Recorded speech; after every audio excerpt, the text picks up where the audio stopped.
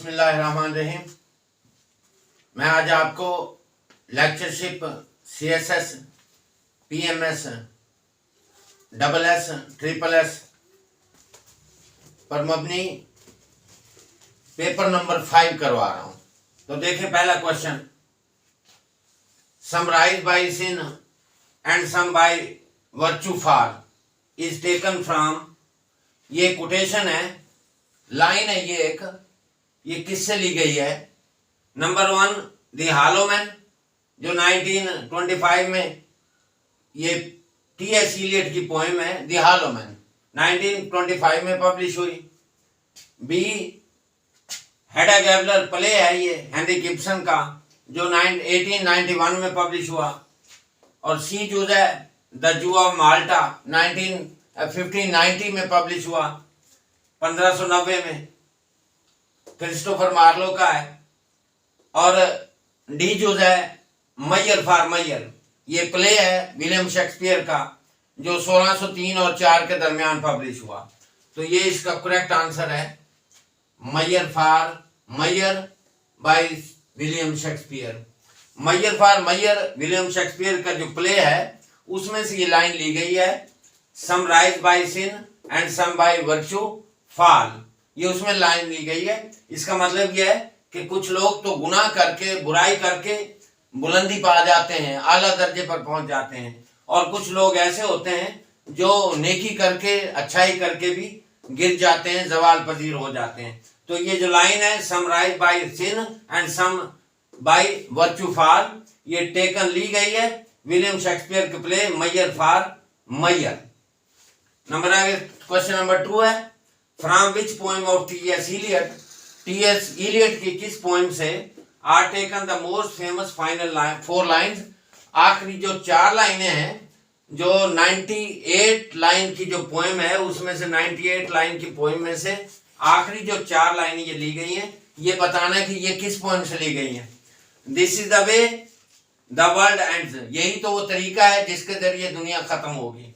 This is the way the world ends, यही तो वो तरीका है जिस तरह दुनिया खत्म होगी। दिस इज द वे, यही वो रास्ता है, यही वो तरीका है, द वर्ल्ड एंड्स, जिसके जरिए दुनिया खत्म हो जाएगी इस तरीके से। नॉट विद द बैंग, शोर शराबे के साथ नहीं, बट अ विस्पर, बल्कि सरगोशी के साथ, आराम के साथ। ये 4 लाइनें हैं, ये किस पोएम से ली गई हैं?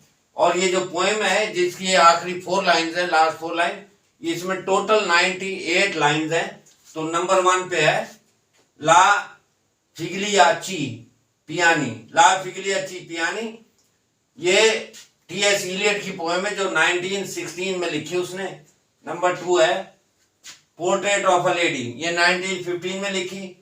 और नसीजुज है प्रीलूड्स, ये 1917 में लिखी, पब्लिश हुई, और ये 1910 और 1911 के दरमियान ये लिखी गई प्रीलूड्स। आपको एक चीज बता दो कि प्रीलूड्स इसके साथ एस है, और जो एस वाली पोएम जो है प्रीलूड्स वो T.S. इलियट ने लिखी है, जबकि एस के बगैर जो प्रीलूड है दी प्रीलूड, इन दोनों में फर्क यह है कि इसके साथ दी नहीं है और एस है इसके साथ, जबकि विलियम वर्ड्सवर्थ की जो पोएम है प्रीलूड उसमें जो है ना एस मौजूद नहीं है और ना दी उसमें मौजूद है।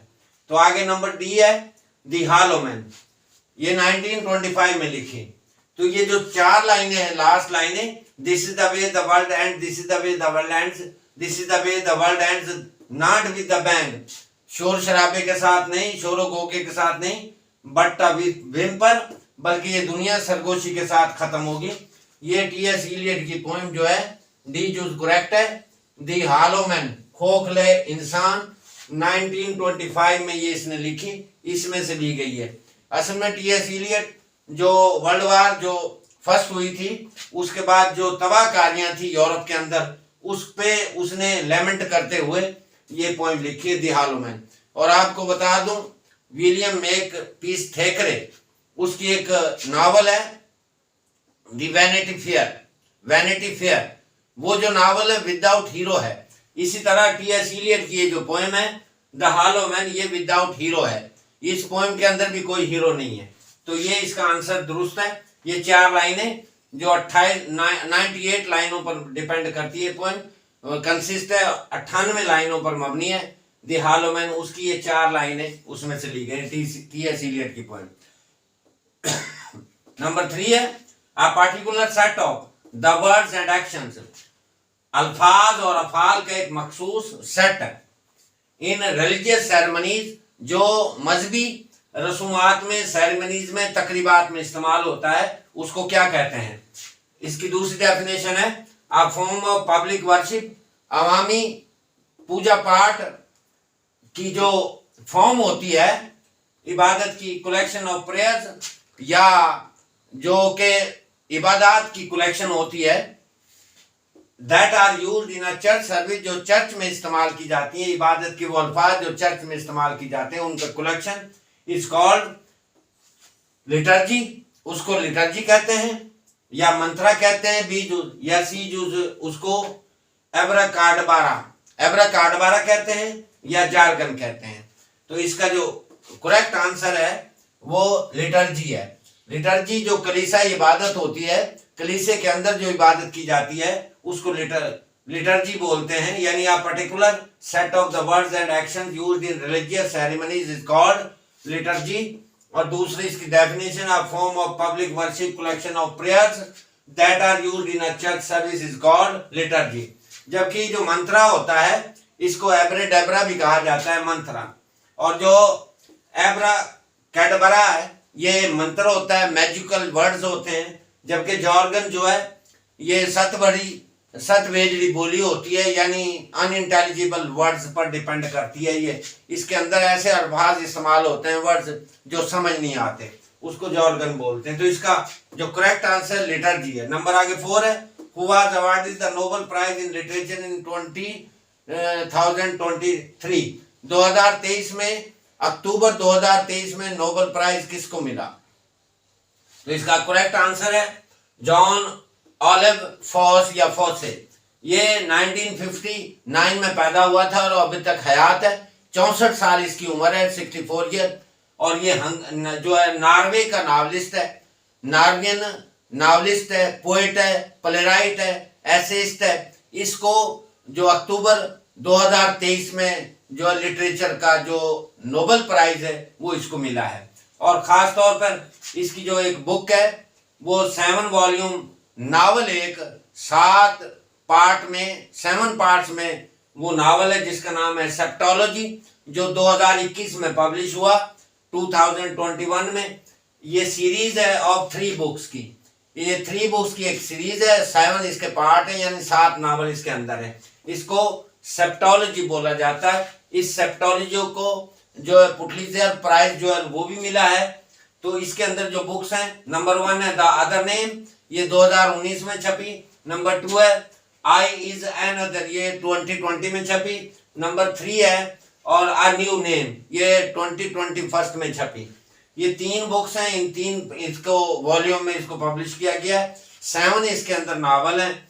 सेप्टोलॉजी इसका नाम है, 2021 में ये पब्लिश हुआ। इस नावल की वजह से ये जो जॉन ऑलिव फॉसे है, इसको अमन ये जो है नोबेल प्राइज लिटरेचर में 2023 अक्टूबर 2023 में दिया गया। नंबर 5 है MCMXIV, ये एक पोएम का नाम है। MCMXIV ये रोमन अल्फाज में लिखी गई है और इसका मतलब है 1914, 1914। जाहिर है इस पोएम से ही पता चल रहा है कि ये फर्स्ट वर्ल्ड वार के मौके पर लिखी गई, इसलिए क्योंकि फर्स्ट वर्ल्ड वार 1914 में शुरू हुई थी। तो इसको जो है ना, ये 1964 में ये पोएम छपी थी, 1964 में, यानी 1914 जो पोएम का नाम है ये 1964 में छपी थी। ये वार बताया, ये 1914 जो है ना MCMXIV रोमन वर्ड्स में लिखी गई है, ये वार पोएम है। और ये जो फिलिप लार्किन जो है, ये इसका करेक्ट आंसर है फिलिप लार्किन। इसकी पोएट्री का एक मजमूआ है जिसका नाम है द विल्सन वेडिंग, 1964 में जो पब्लिश हुई थी, उससे ये ली गई है। नंबर आगे 6 क्वेश्चन है इन विच नावल, किस नावल में आप फीमेल कैरेक्टर, एक फीमेल कैरेक्टर है जिसका नाम है वायलेट, इज निक नेम्ड, उसका निक नेम जो है वायलेंट है, यानी वायलेट एक कैरेक्टर है, उसका निक नेम वायलेंट है। तो वो करेक्टर बताना, वो नावल बताना जिसमें से लिया गया, और नावल निगार का नाम भी बताना है। नंबर 1 है to kill a mockingbird. To kill a mockingbird, to kill a mockingbird ये एक नावल है, और ये अमेरिकन राइटर हार्पर ली का नावल है। अमेरिकन राइटर जो नावलिस्ट है हार्पर ली, उसका ये नावल है जो टू किल अ मॉकिंग बर्ड 1960 में पब्लिश हुआ। Number 2 geometry of good, geometry of God. Geometry of God ये भी नावल है। पाकिस्तानी अमेरिकन राइटर उज़्मा असलम खान, ये हयात है अभी भी, उसका ये नावल है ज्योमेट्री ऑफ गॉड। ये 2008 में पब्लिश हुआ, 2008 में ज्योमेट्री ऑफ गॉड उज़्मा असलम खान का ये नावल है। इसमें से लिया गया बताएं, सी चूज है of mice and man. Mice and man ये अमेरिकन प्लेराइट, पोएट और ड्रामाटिस्ट है जॉन स्टीनबेक। जॉन स्टीनबेक का ये नावल है, ये जो ऑफ माइस एंड मैन, ये 1937 में पब्लिश हुआ। 1937 में जॉन स्टीनबेक, जॉन स्टीनबेक के बारे में बता दूं कि इसको ये जो है नोबेल प्राइज मिला था 1962 में। 1962 में जॉन स्टीनबेक जो कि अमेरिकन पोएट है, प्लेराइट है, नॉवलिस्ट है, एसेइस्ट है, क्रिटिक भी है, उसका ये नावल है ऑफ माइस एंड मैन। जबकि डी जूज है जैज। जैज जो नावल है 1992 में, 1992 में ये छपा था, और ये टोनी मॉरिसन का नावल है। टोनी मॉरिसन, और टोनी मॉरिसन का नावल आपको मैं बता दूं, ये इसका जो करेक्ट आंसर है ये जैज ही है। जैज, टोनी मॉरिसन का जो नावल है जैज, उसमें एक करेक्टर है ये वाला जो फीमेल करेक्टर है वायलेट, और इसका निकनेम उसमें वायलेंट है। और आपको बता दूं जॉर्ज जो टोनी मॉरिसन है वो फर्स्ट जो है ब्लैक नॉवलिस्ट है जिसको नोबेल प्राइज मिला 1993 में, 1993 में। 1993 में उसका जो नावल है बिलव्ड, बिलव्ड, उसके ऊपर जो है उसको लिटरेचर का नोबेल प्राइज जो है ना वो दिया गया। तो ये जो अपना लाइन है ये करेक्टर है, ये जो मैंने अभी पढ़ा है character, in which novel of female character Violet. Violet का निकनेम जो है वायलेंट, उसके जो नावल जैज है जो 1992 में पब्लिश हुआ उसमें से लिया गया है। नंबर आगे 7 है who is considered to be the pioneer of the novel of female emancipation. आजादी निस्वां, खवातीन की आजादी की पॉइनर बानी किसको समझा जाता है, यानी वो कौन सा राइटर है मेल फीमेल जिसके बारे में कहा जाता है कि वो फीमेल इमेंसिपेशन यानी आजादी निस्वां, यानी उसने खवातीन की आजादी के बारे में नावल लिखे हैं, तो वो उनकी पॉइनर है, बानी है। नंबर 1 है जैन ऑस्टन, नंबर 2 है शार्लेट ब्रांटे, नंबर 3 है वर्जीनिया वुल्फ, और नंबर 4 है जॉर्ज इलियट, और नंबर 5 है नन ऑफ देम।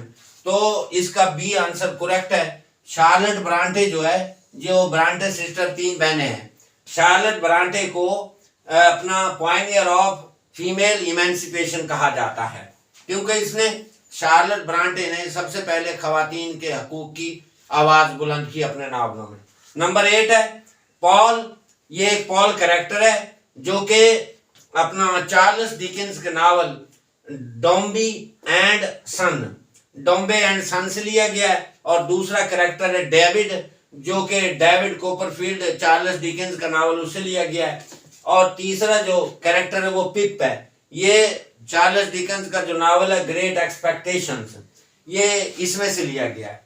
तो ये बताना है कि यार 3 नोटेबल डिस्क्रिप्शंस, ये काबिल जिक्र अपना इनके अंदर कैरेक्टरिस्टिक्स हैं of sensitiveness and nervousness childhood, यानी इनके अंदर तीनों जो कैरेक्टर हैं पॉल, डेविड और पिप, ये जो तीनों कैरेक्टर हैं ये नोटेबल डिस्क्रिप्शंस हैं इसके अंदर ऑफ सेंसिटिव नर्वस चाइल्डहुड, यानी हसास और अपना परेशान कुन बचपन इनमें पाया जाता है। तो ये वर्क किसके हैं मैंने पहले ही बता दिया है। नंबर 1 है Jane Austen, number 2 Charles Dickens. तो इसका करेक्ट आंसर है चार्ल्स डिकेंस के ये 3 कैरेक्टर हैं, एक पिप है, एक पॉल है, दूसरा डेविड है और तीसरा पिप है। इनके अंदर ये चीजें ध्यान में रखनी है, description of sensitive nervous childhood इनके अंदर पाया जाता है। और चौथा जो है इसका ये सी जो है विलियम मेकपीस थैकरे, जिसका वैनिटी फेयर मशहूर नावल है। और दूसरा डी जो है किंग्सले एन, तो इसका करेक्ट आंसर है चार्ल्स डिकेंस। क्वेश्चन नंबर 9 देखें। थॉमस हार्डी का एक कैरेक्टर है एग्डन हीथ, आ फिक्शनल कैरेक्टर जो एक मनगढ़ंत किरदार है। फॉर्म्स द बैकड्रॉप, पस मंजर बनाता है, बैकड्रॉप बैकग्राउंड बनाता है, of which of the following novels of Thomas Hardy. Thomas Hardy के ये जो नीचे नावल दिए गए हैं, इनमें से ये एग्डन हीथ का कैरेक्टर उसके किस नावल में है मौजूद है? नंबर 1 है जूड द ऑब्सक्योर, जो 1895 में पब्लिश हुआ। A pair of blue eyes 1873 में पब्लिश हुआ। टेस ऑफ द डी अर्बरविलीज, ये टेस नावल है, 1891 में पब्लिश हुआ, टेस ऑफ द डी अर्बरविलीज। और डी जो है the return of the native. तो इसका करेक्ट आंसर 9 नंबर क्वेश्चन का एग्डन हीथ जो कैरेक्टर है the return of the native, ये नावल है उसका मुकामी की वापसी, the return of the native 1878 में पब्लिश हुआ। इसमें से इस नावल में से ये एग्डन हीथ का कैरेक्टर लिया गया और बड़ा जानदार कैरेक्टर है। क्वेश्चन नंबर 10 है विच विक्टोरियन पोएट, कौन सा विक्टोरियन शायर था, इज कॉल्ड द साइकोलॉजिस्ट, जिसको साइकोलॉजिस्ट माहिर नफ्सियात कहा जाता है? Number 1 Robert Browning, number 2 Dante Gabriel या जैब्राइल गैब्राइल रोजेटी। वैसे अक्सर जो है ना इस तरह ये ब्राउनिंग के नाम से मशहूर है, ये रोजेटी के नाम से मशहूर है। विलियम मॉरिस, और ये सिर्फ मॉरिस के नाम से मशहूर है। और एल्जर्नन चार्ल्स स्विनबर्न, और ये सिर्फ स्विनबर्न के नाम से मशहूर है। तो ये जो साइकोलॉजिस्ट किस पोएट को कहा जाता है, विक्टोरियन पोएट है, किस पोएट को साइकोलॉजिस्ट कहा जाता है जो कि मलकाए विक्टोरिया के दौर का था? Robert Browning. ए आंसर इसका करेक्ट है, Robert Browning is called the Victorian poet of psychologist. Number आगे 10 है, 11 है Robert Browning is famous for. Robert Browning ये मशहूर है, किस लिए मशहूर है? नंबर 1 सेंसरी इमेजेस, हिस्सी तस्वरात, नैरेटिव बैलेड्स, दास्तानी जो बैलेड्स हैं, आले हैं, कहानियां हैं, ड्रामेटिक मोनोलॉग्स, ड्रामाई मोनोलॉग के लिए, ब्लैंक वर्स के लिए, या ई जो है नन। तो रॉबर्ट ब्राउनिंग जो है ये ड्रामेटिक मोनोलॉग के लिए मशहूर है, और इसके जो हर पोएम है उसमें ड्रामेटिक मोनोलॉग पाया जाता है, क्योंकि ये जब ड्रामेटिक मोनोलॉग लिखता है तो जो कैरेक्टर्स हैं उनकी ये साइकोलॉजी नफ्सियात को पढ़ता है। इसी वजह से इसको विक्टोरियन पोएट जो है साइकोलॉजिस्ट विक्टोरियन पोएट कहा जाता है रॉबर्ट ब्राउनिंग को। मिसाल के तौर पे इसकी पोएम है पैट्रियट इनटू ट्रेटर, हुब्बुल वतनी से गद्दार होने तक, इसकी ये पोएम है। उसके अंदर भी, या माय लास्ट डचीज, उसकी ये पोएम है, उसमें ड्रामेटिक मोनोलॉग जो इसने इस्तेमाल किया है। इसलिए जो रॉबर्ट ब्राउनिंग है वो फेमस है फॉर ड्रामेटिक मोनोलॉग के लिए, और इसी वजह से इसको, क्योंकि मलकाए विक्टोरिया के दौर का पोएट था, इसी वजह से इसको साइकोलॉजिस्ट ऑफ विक्टोरियन ईरा कहा जाता है। नंबर 12 है Thomas Hardy's novel. Thomas Hardy का एक नावल है, Thomas Hardy's novel under the greenwood trees. Under the greenwood trees is ये क्या है? A tale of rustic life, देहाती जिंदगी के बारे में कहानी है, या tale of man's destruction of nature, इंसान की कहानी है नेचर की तबाही के बारे में, हिस्टोरिकल नावल है, या टेल ऑफ सिटी लाइफ या शहरी जिंदगी के बारे में है। Under the green wood tree Thomas Hardy का मशहूर नावल है। ये एक करेक्ट, ए जो है जो करेक्ट है, टेल ऑफ रस्टिक लाइफ। इस सारे नावल के अंदर under the green wood tree, इसके अंदर जो रस्टिक लाइफ है, जो देहाती विलेज लाइफ है, उसको शो किया गया, दिखाया गया। नंबर आगे 13 है ऑन लिबर्टी। ऑन लिबर्टी एक ऐसे है, अब 5 पार्ट ऐसे, 5 हिस्सों पर मबनी एक ऐसे है, और इसके टोटल जो पेजेस हैं 120 पेजेस हैं। ये बताना है कि ये किसने लिखा। ऑन लिबर्टी जो कि 1859 में पब्लिश हुआ। तो नंबर 1 है जॉन स्टुअर्ट मिल, J.S. मिल जिसको कहा जाता है। बी है थॉमस कार्लाइल, सी है थॉमस बाबिंगटन मैकाले और डी है विलियम गॉडविन। ये सिर्फ गॉडविन के नाम से मशहूर है, ये मैकाले के नाम से मशहूर है और ये कार्लाइल के नाम से मशहूर है और इसको J.S. मिल कहा जाता है। तो ये ऑन लिबर्टी जो है 1859 में पब्लिश हुआ। 5 हिस्सों पर मबनी ये एक ऐसे है और ये इसका ए जो जुज है वो करेक्ट है, ए जो आंसर है वो करेक्ट है, John Stuart Mill. On liberty John Stuart Mill का ऐसे है, ये जो 1859 में पब्लिश हुआ। नंबर आगे 14 है स्टोन्स ऑफ वीनस, इटली के पत्थर। स्टोन्स ऑफ वीनस ये जो है एक ट्रीटाइज है, एक मकाला है, 1851 में पब्लिश हुआ। 3 वॉल्यूम ट्रीटाइज, ये 3 वॉल्यूम्स 3 बुक्स पर डिपेंड करता है, 3 बुक्स पर कंसिस्ट है ये। ऑन वेनेटियन आर्ट, और किसके बारे में है ये? इटली के आर्ट और वहाँ का जो आर्किटेक्चर है यानी फन तामीर है उसके बारे में है। ये फ्राम 1851 से लेकर 1853 तक इसके अंदर जो है वो जो वेनेटियन इटली जो है उसकी आर्किटेक्चर बताई गई है और 3 इराज, इसके अंदर 3 अदवार को डिस्कस किया गया है।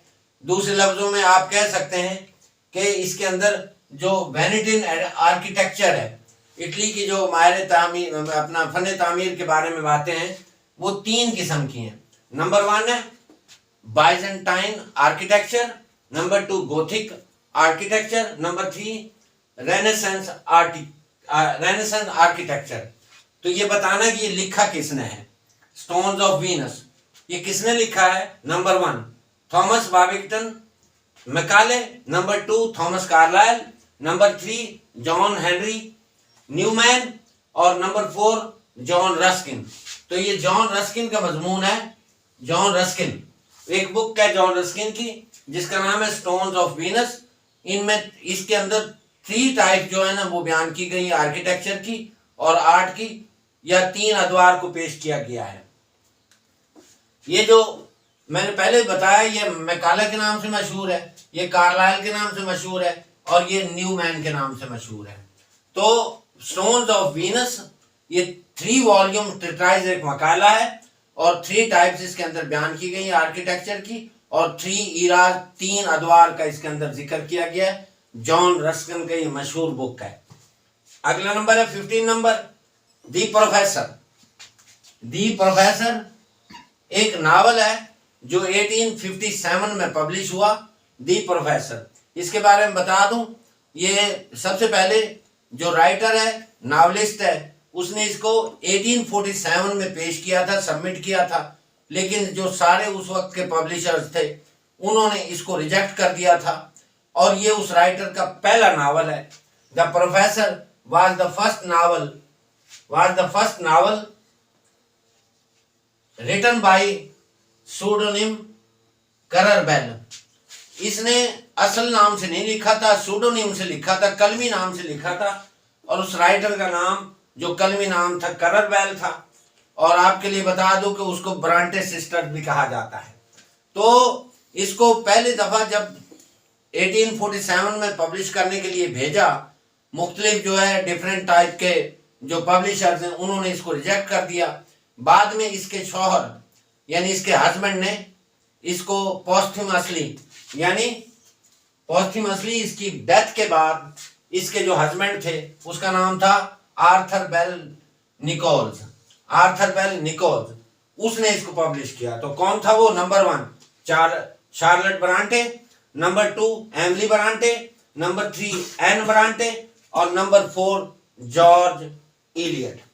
तो ये आपको पता होना चाहिए कि शार्लेट ब्रांटे का ये पहला नावल था दी प्रोफेसर, जो 1857 में यानी 10 साल बाद, ये 10 साल बाद उसकी मौत के बाद, वफात के बाद इसके शौहर आर्थर बेल निकोलस ने इसको पब्लिश किया।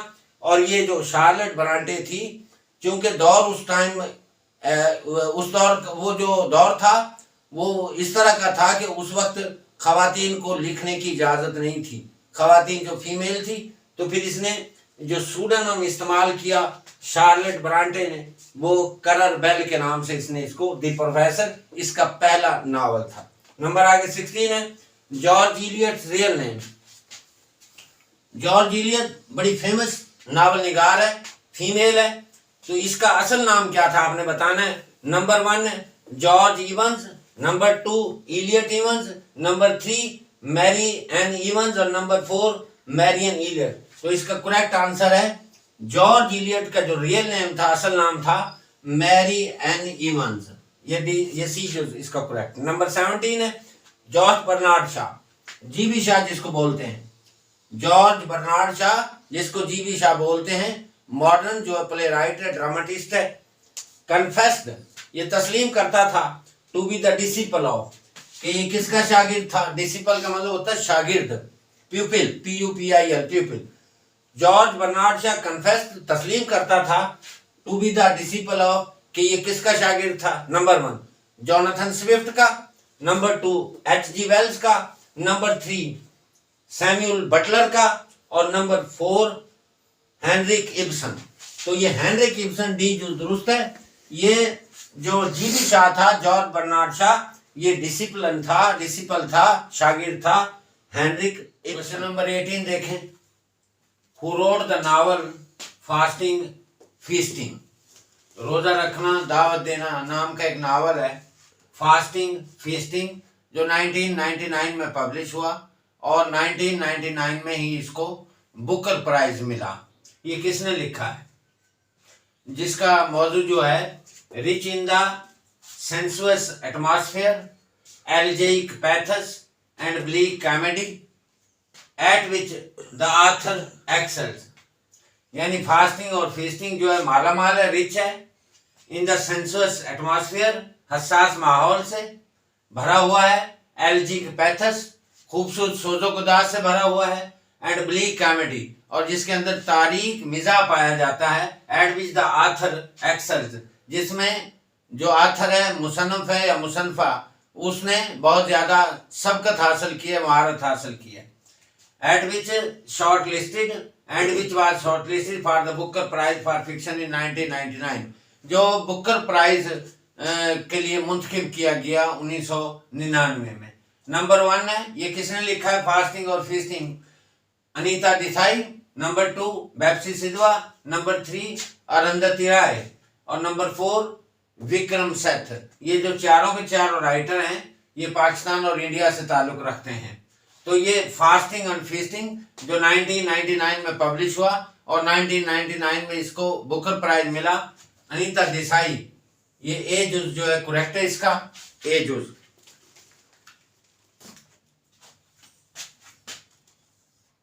ए जुज करेक्ट है। अनीता देसाई ने यह नावल लिखा, fasting and feasting, Anita Desai. Number आगे 19 क्वेश्चन है, हु स्पोक दीज लाइन्स, ये जो लाइनें हैं ये किसने बोली हैं। व्हाट्स मॉन्टेग, मॉन्टेग क्या अहमियत रखता है, मॉन्टेग नाम क्या चीज है।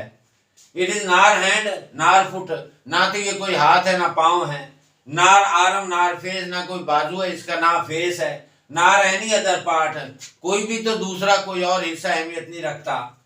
बिलोंगिंग टू अ मैन, जो इंसान से ताल्लुक रखता हो।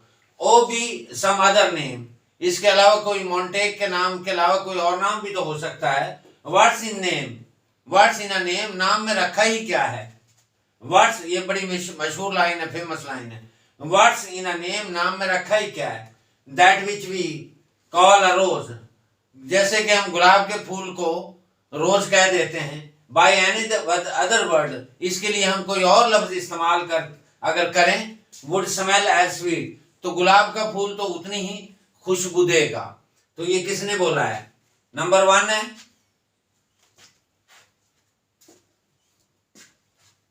Who spoke these lines, Desdemona. ये डेस्डिमोना उथेलो का कैरेक्टर है। उथेलो शेक्सपियर का मशहूर ड्रामा है जो 1603 में पब्लिश हुआ।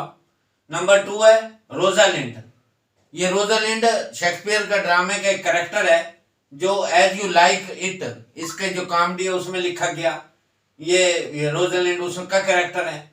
ये जो एज यू लाइक इट 1599 में लिखा गया और 1623 का जो फर्स्ट फोली है उसमें ये पब्लिश हुआ। नंबर 3 है क्लाउन। ये क्लाउन जो है शेक्सपियर के ड्रामे का एक कैरेक्टर है। तो शेक्सपियर के जो ड्रामा प्ले जो है किंग लियर, उसमें भी ये इस्तेमाल हुआ है फेस्टी के नाम से। और जो ट्वेल्थ नाइट है, ट्वेल्थ नाइट के अंदर भी जो शेक्सपियर का जो ड्रामा है कॉमेडी है उसके अंदर भी ये इस्तेमाल हुआ है, जूलियट। तो ये जूलियट जो है रोमियो को लाइनें बोलती है। जूलियट जो हीरोइन है, रोमियो एंड जूलियट जो शेक्सपियर का मशहूर प्ले है रोमियो एंड जूलियट, उसकी हीरोइन है ये जूलियट। ये रोमियो से कहती है what's a Montague, it's nor hand nor foot nor arm nor face nor any other part belonging to a man, O be some other name, what's in a name, नाम में क्या रखा है, Montague के अलावा तू कोई और भी नाम रख सकता है। That which we call a rose by any other word would smell as sweet. तो ये जो लाइनें हैं शेक्सपियर का जो ड्रामा रोमियो एंड जूलियट, उसमें ये जूलियट जो हीरोइन है रोमियो की लाइनें बोलती है। नंबर आगे 20 है who got his collection of essays published entitled. Essays के कलेक्शन है, मजामीन का एक मजमूआ है जिसका नाम है स्केचेस बाय बोज। ये किसने लिखा? स्केचेस बाय बोज। नंबर 1 है William Hazlitt, number 2 Thomas Carlyle, number 3 Charles Lamb, number 4 Charles Dickens. तो चार्ल्स डिकेंस जो है ना, ये पहले स्केचेस बाय बोज नाम से ये लिखा करता था। चार्ल्स डिकेंस की ये ऐसे की बुक है स्केचेस बाय बोज, जो 1836 में ये जो है ना पब्लिश हुई। और इसने सीरियल वाइज 1833 से लेकर 1836 तक इसमें ये लिखता रहा। मुख्तलिफ न्यूज़पेपर्स में, मुख्तलिफ मैगजीन्स में ये छपते रहे स्केचेस बाय बोज के नाम से। ये इसके एसेज है चार्ल्स डिकेंस के, जो 1836 में पब्लिश हुआ। नंबर आगे 21 है। 21st क्वेश्चन देखें, how many sonnets were written by William Shakespeare. William Shakespeare ने कितने सॉनेट लिखे? नंबर 1 है 152 152, नंबर 2 है 37 37, नंबर सी है 534 534, नंबर डी है 154। तो शेक्सपियर ने कुल टोटल जो है 154 154 सॉनेट्स लिखी थी उसने। 37 उसने ड्रामे लिखे थे और 534 टोटल तकरीबन कैरेक्टर है उसके तमाम ड्रामों के। 22 देखें आगे, मैगी इज द सेंटर या मेजर कैरेक्टर, जो कि हीरोइन का नाम भी है नावल की, इन जॉर्ज इलियट्स नावल। तो ये मैगी जॉर्ज इलियट के किस नावल की हीरोइन है और किस नावल का ये कैरेक्टर है, मेजर कैरेक्टर है? नंबर 1 है एडम बीड, जो 1859 में पब्लिश हुआ। और एडम बीड जॉर्ज इलियट का फर्स्ट नावल है। ये याद रखें कि एडम बीड जॉर्ज इलियट का फर्स्ट नावल है, 1859 में जो पब्लिश हुआ। नंबर 2 मिडल मार्च, ये 8 किस्तों में लिखा गया, सीरियल वाइज एपिसोड 8 एपिसोड में ये मुकम्मल हुआ। ये 1871 में ये पब्लिश हुआ और 1871 से लेकर 1872 2 साल तक ये 8 किस्तों में शाया होता रहा ये नावल मिडल मार्च जॉर्ज इलियट का। नंबर सी है सिलास मैरिनर। सिलास मैरिनर ये 1861 में पब्लिश हुआ। और नंबर डी है द मिल ऑन द फ्लास। द मिल ऑन द फ्लास का ये कैरेक्टर है मैगी। मैगी जो है मैगी टलीवर, मैगी पूरा नाम है इसका मैगी टलीवर, ये कैरेक्टर है जॉर्ज इलियट का। और जॉर्ज इलियट का जो पेन, ये जो पेन नेम है जॉर्ज इलियट, इसका असल नाम था Mary Evan Ann Evans. Mary Ann Evan George Eliot का ओरिजिनल नेम था, मैरी एन इवांस। उसने ये नावल लिखा द मिल ऑन द फ्लास, जो 1860 में 1860 में लिखा गया। द मिल ऑन द फ्लास में से जो मैगी टलीवर का कैरेक्टर, ये उसकी हीरोइन है, उसमें से ये कैरेक्टर लिया गया। नंबर 23 है। 23 देखें 23 number, who wrote this famous line, ये मशहूर लाइन किसने लिखी? To reign is worth ambition than in hell. हुकूमत करना काबिल सताइश ख्वाहिश है, चाहे दोजख पर ही क्यों ना हो। Better to reign in hell than serve in heaven, बजाय इसके कि आप जन्नत में हुकूमत करें लेकिन जन्नत में किसी की खिदमत करके हुकूमत करें, तो उससे बेहतर है कि आप हाकम हो चाहे दोजख के क्यों ना हो। अल्लामा इकबाल रहमतुल्लाह अलैह ने ये लाइन पढ़कर ही शायद ये शेर बोला था कि दोजख की जन्नत की गुलामी से दोजख का अजाब अच्छा, जन्नत की गुलामी से दोजख का अजाब अच्छा। तो ये जॉन मिल्टन की जो मशहूर बुक है पैराडाइज लॉस्ट। पैराडाइज लॉस्ट पहले 10 बुक्स पर मुश्तमिल थी। पहले 10 जो है ना बुक्स इसकी छपी 1667 में, 1667 में, फिर बाद में इसमें इजाफा कर दिया गया और 1674 में ये 12 बुक्स के साथ छापी गई। तो ये लाइन अपना मिल्टन, जॉन मिल्टन की जो मशहूर एपिक पोएम है, एपिक पोएम पैराडाइज लॉस्ट, उसकी ये लाइन है, to reign is worth ambition than in hell, better to reign in hell than serve in heaven. अगला नंबर है 24 नंबर है Hellenism of Keats connotes. Hellenism of Keats यानी Keats Hellenism से क्या मुराद लेता है? तो हेलेनिज्म होता है जो ग्रीक जो है, यूनान का जो कल्चर है और उसका आर्ट है, उससे मोहब्बत करना जो हेलेनिज्म कहलाता है। तो कनोट्स का मतलब होता है, इसका पोशीदा मफहूम क्या है, हेलेनिज्म का से क्या मुराद लेता है जॉन कीट्स। तो नंबर 1 देखें इसका, यानी ये Keats love of poetry, Keats की शायरी से मोहब्बत है। Number 2 Keats love of ancient cultures, Keats की कदीम तहजीबों से मोहब्बत है। नंबर सी है कीट्स सेंसुअसनेस, कीट्स की हसासियत है। और नंबर डी है जो कि करेक्ट आंसर है, Keats love for Greek culture and arts. Hellenism का मतलब है, हेलेनिज्म कीट्स जो है हेलेनिज्म से मुराद लेता है Keats love of Greek culture and art. Number आगे 25 क्वेश्चन है, 25 number. T S. Eliot wrote his long poem. T S. Eliot जो है उसने अपनी एक तवील पोएम लिखी, तवील पोएम जो तकरीबन 39 साल की उम्र में लिखी, 39 एज की उम्र में उसने लिखी। और ये पोएम उसने उस वक्त लिखी थी जब वो 1927 में, 1927 में, जब वो 1927 में उसने अमेरिकन जो सिटीजनशिप छोड़ दी थी और अपने आप को उसने ब्रिटिश जो है ना वो सिटीजनशिप उसने इख्तियार कर ली थी। तो उस दौर की ये पहली पोएम है। टी.एस. ये अपना 25 question, T S. Eliot wrote his long poem Ash Wednesday. Ash Wednesday इसने 1930 में लिखी। 6 पार्ट्स में ये पोएम है, टोटल इसके पार्ट्स 6 हैं। ऑन जून 29 1927, जून 29 जून 1927 को ये पोएम लिखी। और ये जो है ना पोएम जो लिखी है ये 6 पार्ट्स में लिखी है, 6 हिस्सों में इसने लिखी है। और इसका थीम है the journey to spiritual salvation, यानी रूहानियत या रूहानी निजात का सफर, रूहानी निजात का सफर। असल में इस पोएम की बैकग्राउंड है ऐश वेडनेसडे, राख बुध का दिन, बुध का दिन राख। ईसाइयों के यहाँ, क्रिश्चियन के यहाँ ये है कि जो बुध का दिन होता है, वेडनेसडे जो होता है, उसको ये राख लगाते हैं, ऐश लगाते हैं राख माथे पर, उससे क्रॉस का निशान बनाते हैं और फिर ये समझते हैं कि उसकी जो है ना वो जो गुनाह हैं उसके वो माफ़ हो गए और वो जो है ना रूहानियत में आ गए। तो इस तरह ये ऐश वेडनेसडे ये उस मौका पर उसने लिखी जब उसने यूनिटेरियनिज्म यानी वहदानियत, अल्लाह ताला को एक मानने का तस्वर छोड़कर ये अमेरिकन सिटीजनशिप इसने छोड़ के ब्रिटिश सिटीजनशिप इसने इख्तियार कर ली, यानी बरतानवी शहरियत इसने इख्तियार कर ली 29 जून 1927 को। और तो उस दौरान ये उसने पोएम लिखी थी, salvation in the context of his conversion. जब यानी ये इसने ये जो अपना चेंज इसने मजहब किया था टू एंग्लिकनिज्म।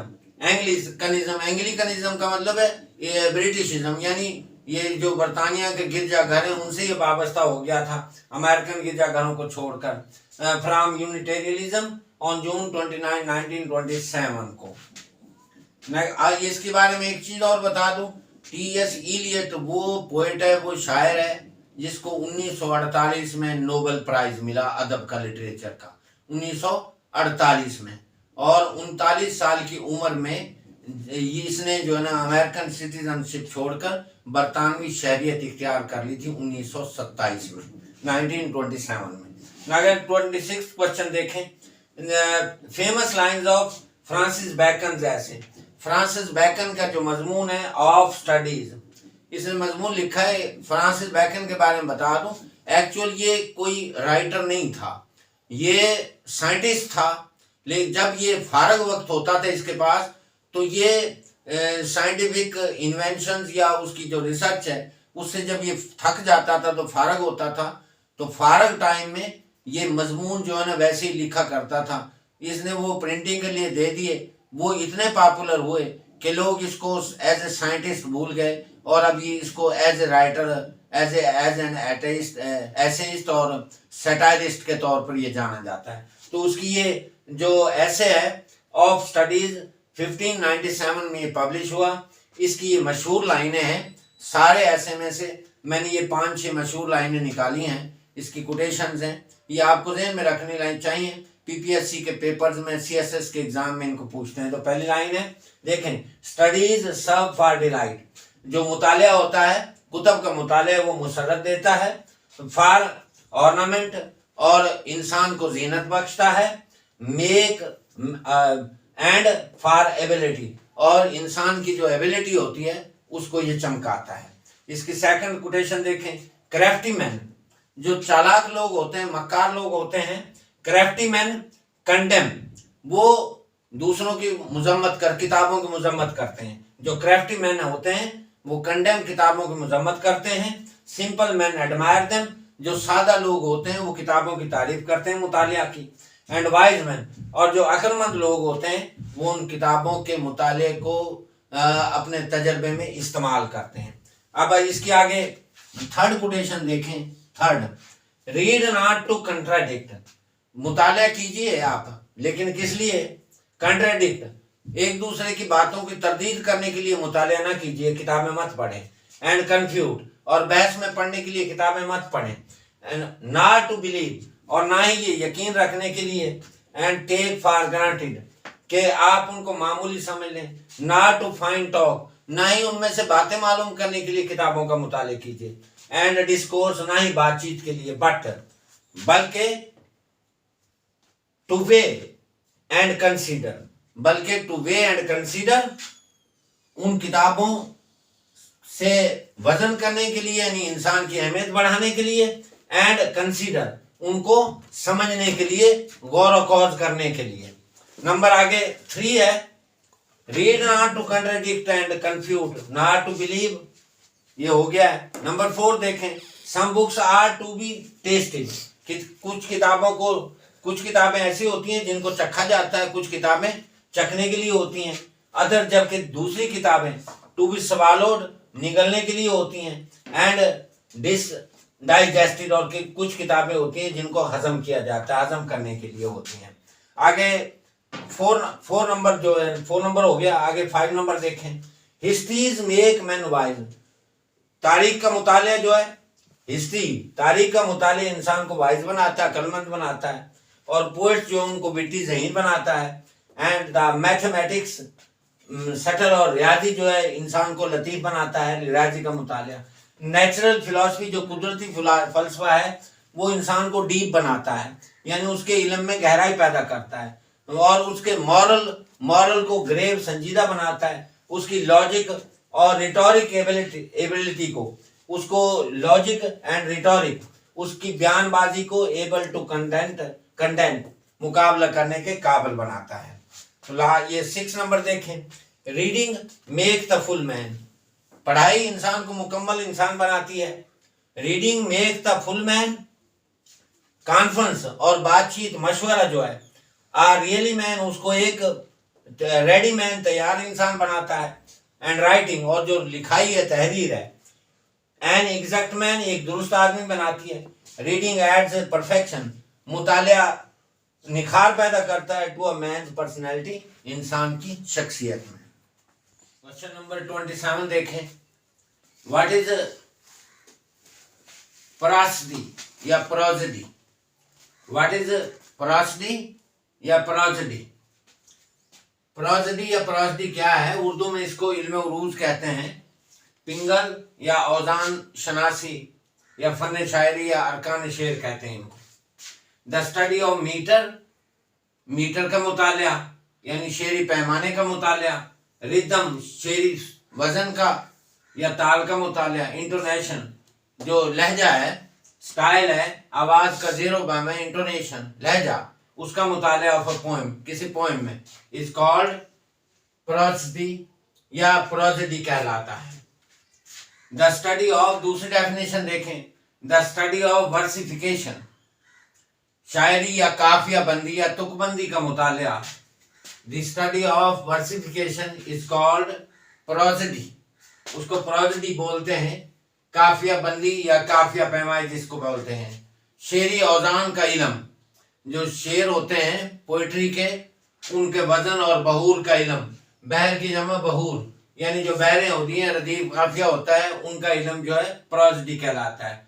28 क्वेश्चन नंबर देखें, व्हाट इज फुट, फुट क्या होता है पोइट्री या लिटरेचर में। शेरी रुकन को फुट कहते हैं। आ ग्रुप ऑफ सिलेबल्स, सिलेबल्स का ऐसा group which forms a मैट्रिकल unit, जिससे एक बावजन पैमाइशी यूनिट वहदत बनती है। मैट्रिकल यूनिट किसको बोलते हैं, आ यूनिट ऑफ रिदम, यानी वजन या ताल की इकाई जो होती है उसका यूनिट इज कॉल्ड, उसको हम फुट कहते हैं।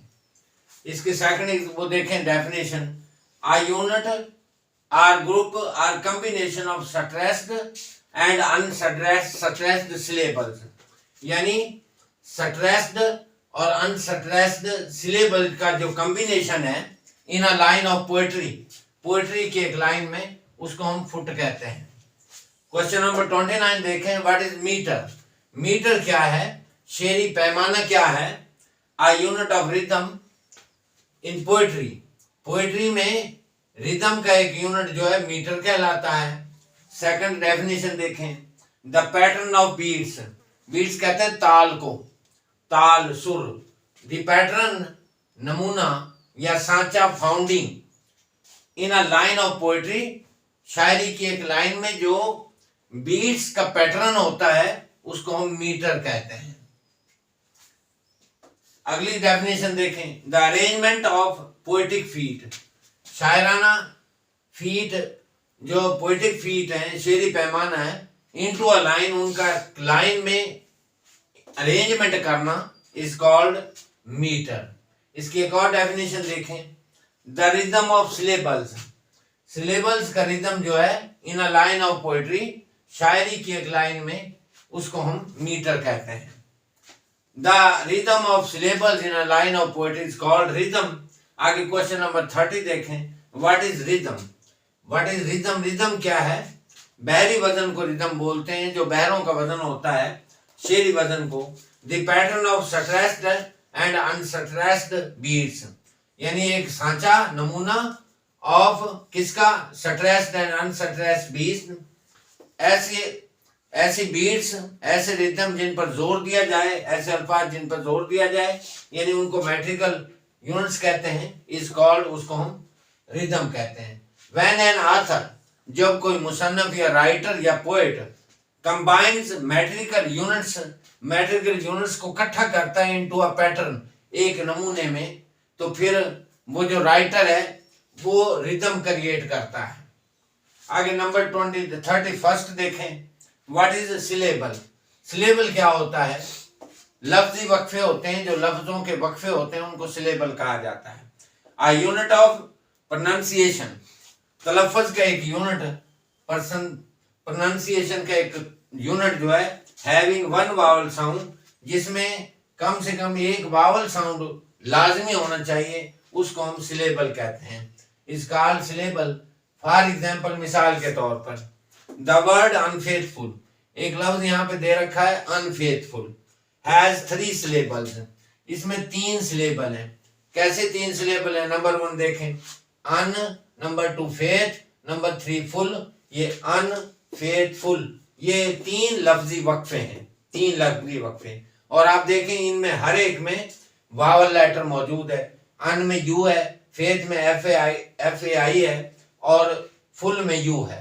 तो each one has 1 vowel sound, क्योंकि हर एक में एक वावल साउंड मौजूद है, इसलिए ऐसा जो वर्ड होता है, यूनिट ऑफ प्रोनाउंसिएशन, एक तलफ़्फ़ुज़ का एक ऐसा यूनिट हैविंग 1 वावल साउंड, जिसमें एक वावल साउंड मौजूद हो, उसको हम सिलेबल कहते हैं।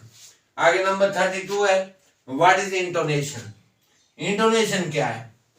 लहजे को बोलते हैं, स्टाइल जो एक्सेंट है, यानी आवाज का जो जेरो बम होता है, मॉड्यूलेशन ऑफ साउंड या change of sound, ups and down of a sound, तो उसको हम इंटोनेशन कहते हैं, आवाज का उतार चढ़ाव, जिसको हम अमूमन तरतील भी कहते हैं। द चेंजेस ऑफ पिच, जो हमारे आवाज का बुलंद होना या लो होना जो है उसको द चेंज, उसमें जो तब्दीली आती है, यानी pitch, rise and fall of voice, आवाज का जो उतार चढ़ाव है उसके अंदर जो तब्दीलियां आती हैं। कब तब्दीली आती हैं? जब हम बात कर रहे होते हैं व्हाइल स्पीकिंग, तो इस कॉल्ड, उसको इंटोनेशन कहते हैं। नंबर आगे 33 है, डबल 3 क्वेश्चन देखें। To whom did T S. Eliot, T S. Eliot ने किसके नाम डेडिकेट की, वक्फ की, हिज पोएम, अपनी पोएम द वेस्टलैंड, अपनी मशहूर पोएम द वेस्टलैंड जो 1922 में टी.एस. इलियट ने लिखी, वो किसके नाम उसने डेडिकेट की, वक्फ किसको की, उसने किसके नाम लगाया उसको। नंबर 1 है W.B. यीट्स, नंबर 2 है इजरा पाउंड, नंबर 3 जेम्स जॉयस और नंबर 4 है W.H. ऑर्डन। तो इसका करेक्ट आंसर जो है इजरा पाउंड। टी.एस. इलियट ने अपनी पोएम जो है द वेस्टलैंड जो 1922 में पब्लिश की, वो इजरा पाउंड जो मशहूर शायर है उसके नाम इसने डेडिकेट की। नंबर आगे 34 क्वेश्चन देखें। One of George Orwell, George Orwell जो है, जॉर्ज ऑरवेल मशहूर नॉवलिस्ट है, सैटारिस्ट है, एसेइस्ट भी है, क्रिटिक भी है। जॉर्ज ऑरवेल इसका कलमी नाम था, सूडोनिम था, पेन नेम था, और इसका ओरिजिनल नाम था एरिक आर्थर ब्लेयर। इसका ओरिजिनल नाम जो था, जॉर्ज ऑरवेल का ओरिजिनल नाम एरिक आर्थर ब्लेयर था। तो उसने one of George Eliot's most important गोल, उसकी सबसे एक अहम गोल, मकसद इन राइटिंग एनिमल फार्म, अपना जो नावल है एनिमल फार्म जो है, उसका नावल एनिमल फार्म जो 1945 में पब्लिश हुआ, उसका क्या था, वाज टू सैटराइज, उसका मकसद क्या था, सबसे बड़ी गोल क्या थी जॉर्ज इलियट की एनिमल फार्म लिखने की, सबसे बड़ा मकसद क्या था, सैटराइज करना था, तनकीद करना था, किस पे। Number 1 the operation of jars, jar का जुल्म, ये रूस का बादशाह था। द ऑपरेशन ऑफ जार्स जो 1905 में इसने बड़ा जुल्म किया था। नंबर 2 इसके ऊपर लिखना था। नंबर 2 चाइनीज रेवोल्यूशन, चीनी इनकलाब जो 1947 में चीन में इनकलाब आया वो था। नंबर 3 है the Russian Bolshevik revolution, the Russian Bolshevik revolution. तो ये करेक्ट आंसर है। आपको बता दूं इसके अंदर जो एनिमल फार्म है जो 1945 में ये अपना एरिक आर्थर ब्लेयर यानी जॉर्ज ऑरवेल ने लिखा, इसमें उसने ये सी जो करेक्ट है, द रशियन बोल्शेविक रेवोल्यूशन पर तनकीद की है, इसने शदीद किस्म की इस पर तनकीद की है। ये 1917 में ये इनकलाब आया था 1917 में, और इसमें व्लादिमीर लेनिन ने रूस पर कंट्रोल हासिल कर लिया था, और व्लादिमीर लेनिन से जो पहला शख्स था बादशाह रूस का, उसको हटाकर इसने कब्जा कर दिया था 1917 में। और ये इसके अंदर जो है इसमें जुल्म दिखाया गया है एनिमल फार्म के अंदर जानवरों की जुबानी।